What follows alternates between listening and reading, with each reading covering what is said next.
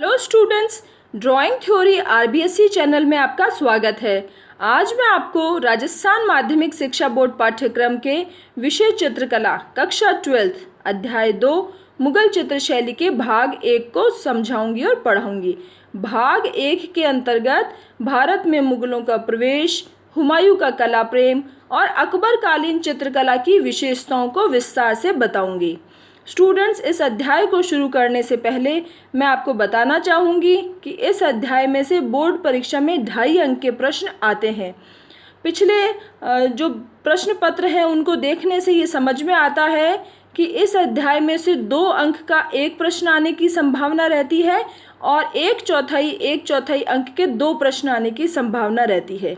तो इस तरीके से ये बोर्ड पेपर का पैटर्न है।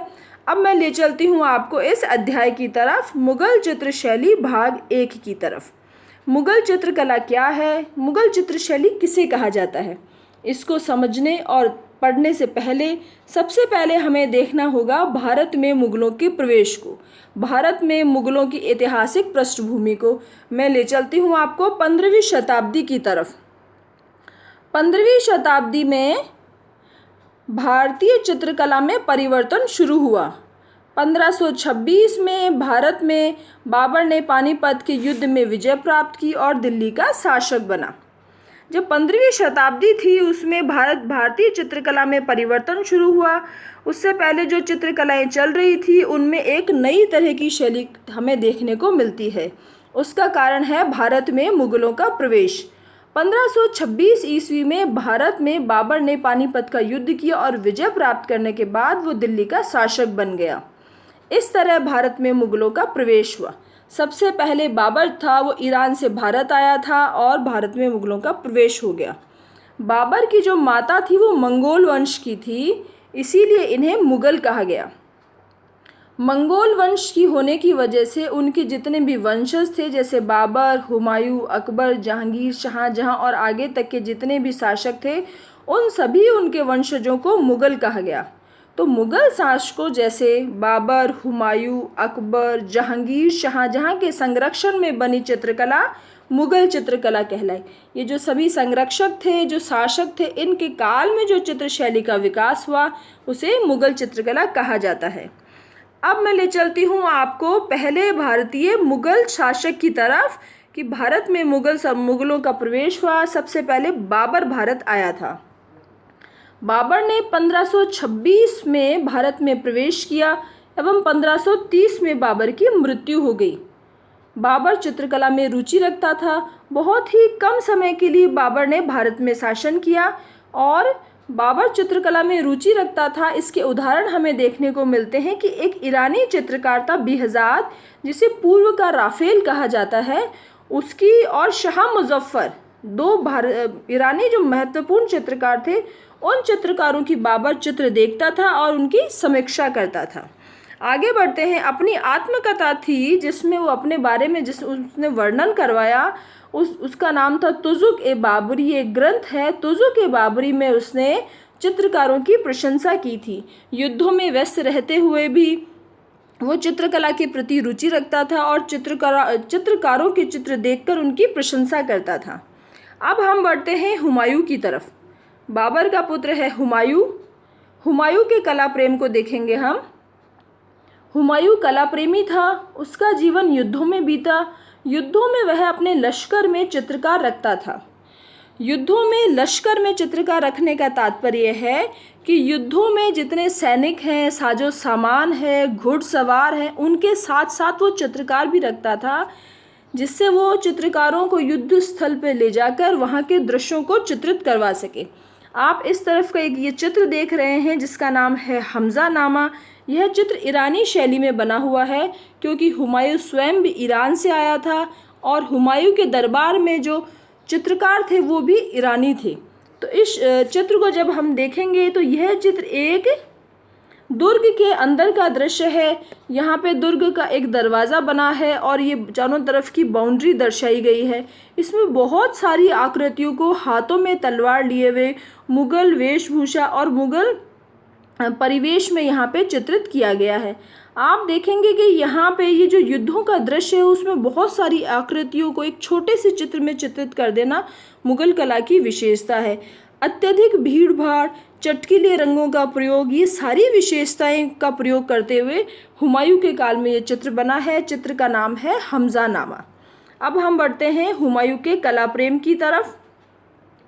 हुमायूं कला प्रेमी था और उसका जीवन युद्धों में बीता। युद्धों में वह अपने लश्कर में भी चित्रकार रखता था। ईरानी जो चित्रकार थे मीर सैयद अली और ख्वाजा अब्दुल सम्मद शिराजी को वो भारत लाया था। जब वो ईरान से भारत आया था तो स्वयं के साथ या अपने जो सैनिकों और अपने दूसरे लोगों के साथ साथ वो चित्रकारों को भी भारत लेके आया था। दास्तान ए अमीर हमज़ा अर्थात हमज़ानामा का भी चित्रण शुरू करवाया था। ये जो अभी आपको पूर्व में मैंने चित्र दिखाया, इस चित्र की शुरुआत हुमायूं के काल में हुई, लेकिन ये इसका जो कार्य पूर्ण हुआ वो अकबर के काल में हुआ। इन सारी बातों से सिद्ध होता है कि हुमायूं युद्धों में व्यस्त रहते हुए भी कला के प्रति अनुराग रखता था। हुमायूं जब भारत आ गया था, युद्धों में व्यस्त था और फिर भी उसने बहुत सारे ग्रंथों को चित्रित करवाया और इस तरीके से उसके हुमायूं के कला प्रेम को हम समझ सकते हैं। आगे बढ़ेंगे अकबर का समय। अकबर की काल के बारे में, अकबर की चित्र शैली के बारे में, अकबर के शासन काल में जिस तरीके से चित्रकारों को आश्रय मिला और किस तरीके से कलाकारों ने वहाँ पे प्रोत्साहन प्राप्त किया, इन सारी बातों को, किस तरीके से जो मुग़ल चित्र शैली थी उसमें भारतीयता का पुट आया, सारी बातों को हम अकबर कालीन चित्रकला में पढ़ेंगे। अकबर 13 वर्ष की आयु में ही शासक बना। हुमायूं की पुस्तकालय की सीढ़ियों से गिरकर मृत्यु हो जाने के बाद अल्पायु में ही अकबर भारत का शासक बना। ये जो हुमायूं था, अकबर का पिता, वो शासक था, उसी समय सीढ़ियों से गिर गया और उसकी मृत्यु हो गई। इस वजह से बहुत ही कम उम्र में, 13 वर्ष की उम्र में ही अकबर को भारत का शासक बनाया गया। अकबर महान कला प्रेमी था। भारतीय कला, धर्म व संस्कृति को नज़दीक से देखकर ईरानी चित्रकारों के साथ साथ वह भारतीय चित्रकारों को भी अपनी चित्रशाला में स्थान दिया। हमने देखा कि अभी जो हुमायूं था, अकबर का पुत्र, वो अपने दरबार में ईरान से चित्रकार भी साथ लाया था। तो उन ईरानी चित्रकारों के साथ साथ जो अकबर था उसने अपने दरबार में या अपनी चित्रशाला में भारतीय चित्रकारों को भी साथ में रखा। तो भारतीय चित्रकारों को रखने से अकबर कालीन चित्रकला में ईरानी कठोरता के स्थान पर भारतीय कोमलता का सुखद समावेश हुआ।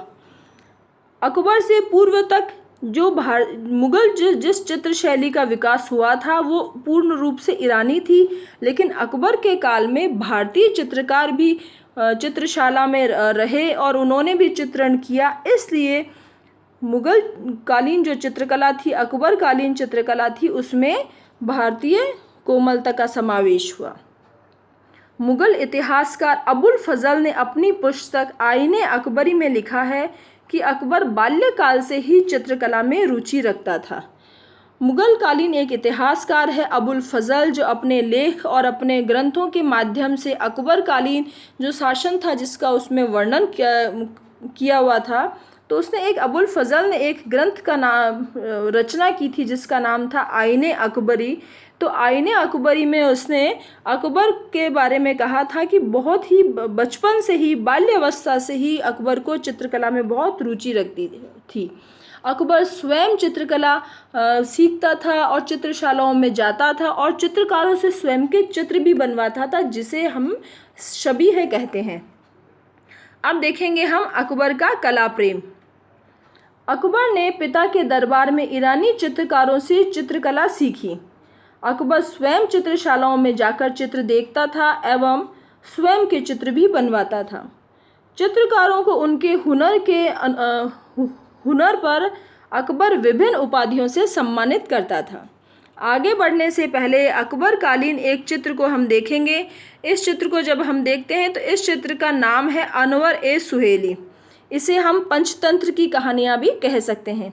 जब हम इस चित्र को गौर से देखते हैं तो यह एक जंगल का दृश्य हमें दिखाई देता है और इस जंगल के दृश्य में बहुत सारी पशु आकृतियों को एक साथ चित्रित किया गया है। इस चित्र में भी ईरानी प्रभाव हमें साफ साफ द्रष्टव्य दिखाई पड़ता है। हम देखेंगे इसमें अलग अलग पशुओं को उनके स्वभाव के हिसाब से वहाँ मुद्रित किया गया है, यहाँ चित्रित किया गया है। यहाँ पे एक बैल का दृश्य देखेंगे, बैल को भी अपने स्वभाव के हिसाब से यहाँ पे उग्र रूप में चित्रित किया गया है। वहीं शेर को दहाड़ते हुए यहाँ चित्रित किया गया है, खरगोश को यहाँ पे छुपके और भागते हुए चित्रित किया गया है। इसी तरीके से हिरणों को यहाँ पे अपनी स्वाभाविक चंचलता के साथ प्रदर्शित किया गया है। जंगल में एक नदी या छोटे नाले का अंकन है, जिसमें खूबसूरत बतखों का अंकन है। प्राकृतिक चित्रण के अंतर्गत यहाँ पे दरारदार चट्टानें, वनस्पति और बहुत सुंदर तरीके से जंगल और घास का अंकन किया गया है। एक ही आकृति में इतनी सारी आकृतियों का, एक ही चित्र के अंतर्गत इतनी सारी आकृतियों का अंकन होना ईरानी प्रभाव को दर्शाता है। अब मैं ले चलती हूँ आपको आगे अकबरकालीन चित्रकला की तरफ। अब हम बढ़ेंगे कि अकबर के चित्र का जो चित्रशाला थी उसमें चित्रकारों को उनके हुनर पर अकबर विभिन्न उपाधियों से भी सम्मानित करता था, जैसे नादिर उल मुल्क, हुमायूं नसारी आदि। अलग अलग उपाधियां देता था और जो बहुत अच्छे चित्र बनाता था उन्हें उपाधियों के साथ साथ अकबर चित्रकारों के चित्र देखकर उन्हें इनाम के रूप में धन भी देता था। इस तरीके से अकबर के काल में चित्रकारों को बहुत सम्मान था और उनका एक बहुत ही अच्छा स्थान था। अकबर के दरबार में ईरानी एवं भारतीय चित्रकार थे। तानसेन जैसे महान संगीतकार भी उसके दरबार में थे। यहाँ समझ में आता है कि अकबर सिर्फ चित्रकला के अलावा संगीत कला में भी बहुत रुचि रखता था और वहाँ पे बहुत अच्छे अच्छे संगीतकार भी थे। तानसेन जैसे महान संगीतकार और बहुत ही प्रसिद्ध चित्रकार यहाँ पे थे। अकबरकालीन चित्रों को निम्नानुसार विभाजित किया जा सकता है कि अकबर के काल में जो चित्र बने वो बहुत तरह तरह के बने और वो उनको अलग अलग बिंदु और अलग अलग हेडलाइन के हिसाब से उनको यहाँ पे मैंने समझाया है कि भारतीय कथाओं पर चित्र, ऐसे चित्र जिनमें भारतीय कथाएं नहीं हैं, जो ईरानी कथाएं हैं उनके ऊपर यहाँ पे चित्र बनाए गए, जैसे हमजा नामा जिसका चित्र अभी हमने ऊपर देखा था, और खमसा निज़ामी। इस तरीके से भारतीय कथाओं के चित्रों में आता है रामायण, महाभारत जिसे रज़्मनामा कहा जाता है, नल दमन, अनवर ए सुहेली जिसे पंचतंत्र कहा जाता है। पंचतंत्र को और हमजा नामा को अभी हमने चित्रित रूप में यहाँ पे देखा और समझा था। अब हम आगे बढ़ते हैं। यहाँ पे ऐतिहासिक ग्रंथों के भी चित्र बने हैं। ग्रंथों को यहाँ पे चित्रित किया गया, जिसमें शाहनामा, तैमूरनामा, बाबरनामा और अकबरनामा। इसी तरीके से अकबर के काल में व्यक्ति चित्र खूब बने, जिन्हें शबीह कहा जाता था। यहाँ लगभग 20,000 चित्र बनाए गए। मतलब इतने ज़्यादा अकबर के काल में चित्र बने, 20,000 से भी ज़्यादा चित्र बन गए थे। इसलिए हम कह सकते हैं कि उपरोक्त लेख से सिद्ध होता है कि अकबर एक महान कला प्रेमी था। मैंने इस बात को दोबारा हाईलाइट किया है कि अबुल फजल जो था उसने अपनी पुस्तक आईने अकबरी में भी लिखा है कि अकबर को बाल्यकाल से ही चित्रकला में रुचि थी। स्टूडेंट्स, मैंने इस अध्याय को समझाते टाइम पे जो जो महत्वपूर्ण या इम्पोर्टेंट क्वेश्चंस जो बन सकते हैं, जो लघुत्तरात्मक पैटर्न में आते हैं, जिन्हें 1/4 या 1/4 अंक वाले प्रश्न कहते हैं, उन सभी प्रश्नों को मैंने हाईलाइट किया है यहाँ पे येलो कलर से। जिस तरीके से मैंने यहाँ बताया है कि अबुल फजल ने अपनी पुस्तक आईने अकबरी में अकबर की बाल्य काल की रुचि को यहाँ पे बताया गया था। तो अबुल फजल है, उसकी पुस्तक का नाम क्या है? तो अबुल फजल की पुस्तक का नाम है आईने अकबरी। या इस तरीके से भी प्रश्न आ सकता है कि आईने अकबरी के लेखक कौन हैं? तो आपको उत्तर लिखना है अबुल फजल। इस तरीके से मैंने लघुत्तरात्मक जो प्रश्न बन सकते हैं उनको हाईलाइट किया है, इम्पॉर्टेंट बिंदुओं को यहाँ अच्छे से हाईलाइट करके समझाया है। अब मैं बढ़ती हूँ आपको अकबरकालीन चित्रों की विशेषताओं की तरफ। अकबरकालीन जो चित्रकला की विशेषताएं हैं उनको भी मैंने यहाँ बिंदुवार समझाया है। जब परीक्षा में निबंधात्मक या वर्णनात्मक प्रश्न आते हैं, 2 नंबर का प्रश्न आता है, तो आपको उसको लंबे रूप में लिखना है। तो इन सभी उत्तरों को समझाने के लिए इसी वीडियो में मैंने जो ये आपके लिए नोट्स तैयार किए हैं इनको मैंने बिंदुवार समझाया है। जब अकबरकालीन चित्रों की विशेषताओं की बात आती है तो आपको परीक्षा में भी इसी रूप में आप लिखेंगे तो आपको अच्छे अंक मिलेंगे कि पहला, राजपूत, ईरानी व यूरोपियन तत्वों का मिश्रण, कि अकबरकालीन जो चित्रकला थी उसमें भारतीय जो शैली थी राजपूत शैली, ईरानी शैली जो कि ईरान से जो चित्रकार आए थे उनकी वजह से ईरानी शैली, और भारत में उस टाइम पे यूरोपियन अर्थात ब्रिटिश लोग बाग भी आ गए थे, अंग्रेज भी आ गए थे। तो इन तीनों ही शैलियों का मिश्रण अकबरकालीन चित्रकला में देखने को मिलता है। आगे बढ़ते हैं शबीह चित्र, कि यहाँ पर अकबरकालीन चित्रकला में व्यक्ति चित्रों का अंकन बहुत हुआ। मैंने पूर्व में भी आपको बताया था कि अकबर स्वयं कला चित्रशाला में जाता और अपने स्वयं के चित्र बनवाता था, या अन्य जो दरबार के जो दूसरे भी लोग बाग थे वो भी चित्रशालाओं में जाकर वहाँ व्यक्ति चित्र स्वयं के बनवाते थे। जैसा कि अभी इन दिनों में हम अपनी फ़ोटो खिंचवाते हैं, उस तरीके से तत्कालीन समय में अकबरकालीन कला में लोग बाग अपनी चित्रशाला में जाकर चित्र बनवाते थे, उन्हें शबीह कहा जाता है, शबीह चित्रण। आगे बढ़ते हैं हम अकबरकालीन चित्रकला में ईरानी प्रभाव को। तो यहाँ पे ईरानी प्रभाव है। ईरानी प्रभाव दर्शाने के लिए एक ही चित्र में अनेक आकृतियों का चित्रण किया गया है। अभी हमने पूर्व में 2 चित्र देखे थे, हमजा नामा और अनवर ए सुहेली। दोनों चित्रों में ही बहुत सारी आकृतियों को एक साथ चित्रित करके ईरानी प्रभाव दिखाया गया है। यहाँ पे जिस कागज़ का प्रयोग होता था वो है सियालकोटी कागज़ का प्रयोग होता था। यहाँ के जो प्रमुख चित्रकार थे उसमें 2 मुख्य रूप से ईरानी थे। जो अकबर के पिता हुमायूं थे वो ईरान से लेके आए थे। एक का नाम है मीर सैयद और दूसरा है अब्दुल समद। उनके साथ साथ अकबर ने कुछ हिंदू चित्रकारों को, भारतीय चित्रकारों को अपने दरबार में स्थान दिया था। अपनी चित्रशाला में चित्र बनवाने के लिए इन्हें नियुक्त किया था। उनमें से एक है दसवंत और बसावन। इस तरीके से ये 4 महत्वपूर्ण चित्रकार हैं जिन्हें आगे हम विस्तार से पढ़ेंगे। अब मैं ले चलती हूँ आपको प्रमुख चित्र सलीम का जन्म, कि यहाँ के प्रमुख चित्रों में अभी हमने अनवर ए सुहेली, हमजा नामा के साथ साथ एक महत्वपूर्ण चित्र और बना था जिसका नाम था सलीम का जन्म। अब हम बढ़ते हैं अकबरकालीन प्रमुख चित्रकारों की तरफ, कि यहाँ के अकबर के प्रमुख चित्रकार कौन कौन थे और उन्होंने कौन कौन से चित्र बनाए। तो पहला चित्रकार है मीर सैयद अली। यह एक ईरानी चित्रकार था जो हुमायूं के साथ भारत आया। उसके पिता का नाम मंसूर था और उसका उपनाम जुदाई था। प्रमुख चित्र, मीर सैयद ने जो प्रमुख चित्र बनाए उनमें है हज़्मनामा, लैला मजनू और मजनू का जन्म। आगे बढ़ते हैं दूसरे प्रमुख चित्रकार की तरफ, ख्वाजा अब्दुल समद शिराजी जो अकबर का सबसे प्रिय चित्रकार था। यह भी हुमायूं के साथ भारत आया था। यह अकबर का सबसे प्रिय चित्रकार था। अब्दुल समद शिराजी की बात हो रही है। उसे श्रेष्ठ चित्रकारी के लिए अकबर ने शीरी कलम की उपाधि दी थी।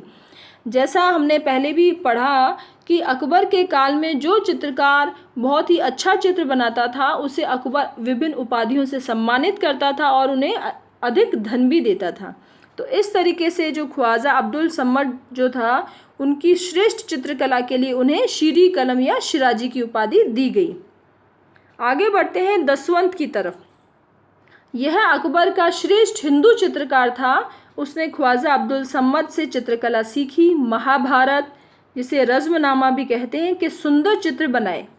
मुगल कला में भारतीयता का भाव इसी कलाकार की देन है। तो मुगल जो कला थी जिसमें पहले ईरानी प्रभाव था उसमें भारतीय कला का मिश्रण करने या भारतीय कला को उसमें प्रदर्शित करने में दसवंत का ही महत्वपूर्ण स्थान था। अब हम आते हैं बसावन की तरफ। यह भी महत्वपूर्ण हिंदू चित्रकार था। इसने लगभग 100 से अधिक चित्र बनाए थे। यह कलाकार पृष्ठभूमि बनाने, मुखाकृति का अंकन करने और रंगों के मिश्रण के लिए श्रेष्ठ था। अकबरकालीन चित्रशाला में एक चित्र को कंप्लीट करने के लिए कई चित्रकार उसमें कार्य करते थे। तो प्रत्येक कलाकार की अपनी अपनी विशेषता थी। तो कुछ कलाकार पृष्ठभूमि बनाने में बहुत ही सिद्धहस्त थे, तो कुछ रंगांकन में थे। तो इस तरीके से जो बसावन था वो पृष्ठभूमि बनाने में, मुखाकृति का अंकन करने में और रंगों के मिश्रण में श्रेष्ठ था। ये जो बसावन है उसकी प्रमुख कृतियों को हम पढ़ेंगे। इसकी प्रमुख कृतियों में दरबारनामा और अकबरनामा, इन्होंने ये जो ग्रंथों को चित्रित करवाया उनमें से दरबारनामा और अकबरनामा है। अन्य चित्रकार, अकबरकालीन अन्य चित्रकारों में हैं सुखलाल, मुकुंद, महेश, ताराचंद, खेमकरण, हरवंश इत्यादि हिंदू चित्रकार थे। इस तरीके से वीडियो पूर्ण होता है। आपको मेरा वीडियो अच्छा लगा तो आप इसे लाइक करें, आप इसे सब्सक्राइब करें ताकि आने वाला जो वीडियो है सबसे पहले आपको प्राप्त हो सके। नेक्स्ट वीडियो में मैं आपको मुगल कालीन चित्रकला का जो शेष भाग है उसको समझाऊंगी। और यदि आपको इस अध्याय के नोट्स चाहिए, क्वेश्चन आंसर्स चाहिए, तो आप मेरी जो वेबसाइट है www.drawingtheory.com पे आप जा सकते हैं। किसी तरह का आपको कोई कमेंट लिखना है तो मुझे कमेंट बॉक्स में लिखें, और जो मेरा ईमेल आईडी है उस पे आप मुझे अपने कोई क्वेश्चंस वगैरह आप पूछ सकते हैं, studydrawingtheory@gmail.com। आपकी सभी प्रश्नों का, सभी क्वेश्चंस का समय पे आंसर दिया जाएगा।